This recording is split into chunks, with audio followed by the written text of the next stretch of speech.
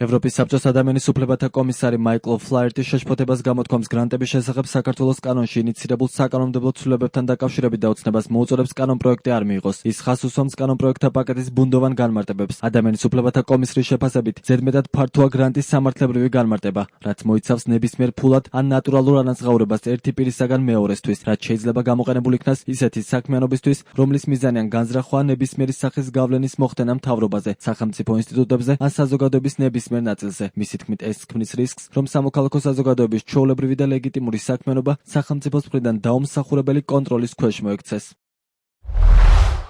შეშფოთებული ვარ 7 სხვადასხვა კანონში შემოთავაზებული ცვლილებით, რომლებიც მიღების შემთხვევაში მნიშვნელოვან შეზღუდვებს დაუწესებს სამოქალაქო საზოგადოების ორგანიზაციებს. ეს წინადადებები შეუსაბამოა საქართველოს საერთაშორისო სამართლებრივ ვალდებულებებთან, უზრუნველყოს გაერთიანების თავისუფლების უფლება. ევთხო პარლამენტს უარყოს ეს ცვლილებები, ხოლო ხელისუფლებას დაადასტუროს თავისი ერთგულება სამოქალაქო სივრცისა და ფუნდამენტური თავისუფლებების დაცვის მიმართ. ეს ცვლილებები აძლიერებს 2024 წლიდან მიღებულ შეზღუდვების მომცველ კანონებსა და რეგულაციებს, რომლებმაც სერიოზული ზიანი მიაყენეს სამოქალაქო საზოგადოებას საქართველოში.